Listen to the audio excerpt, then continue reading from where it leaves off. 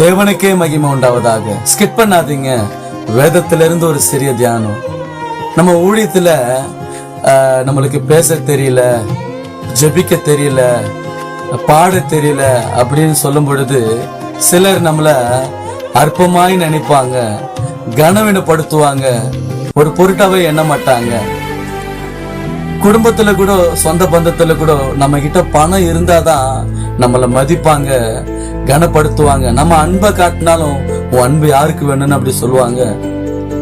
ஆண்டவராகிய இயேசு கிறிஸ்து உங்களை பார்த்த ஒரு வசனம் இப்படியாய் சொல்லுகிறாரு.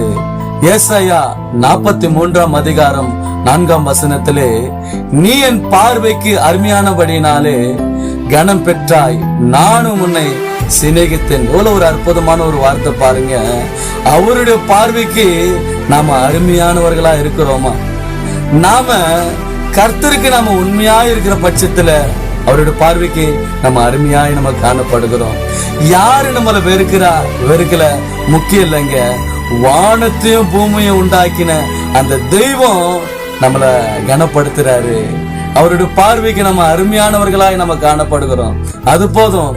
கர்த்தருக்கு நம்ம பிரியமாய் நம்ம வாழ்வோம், அவருக்கு நம்ம உண்மையா நம்ம ஜீவிப்போம். கர்த்தர் நிச்சயம் உங்களை ஆசீர்வதிப்பார். God bless you.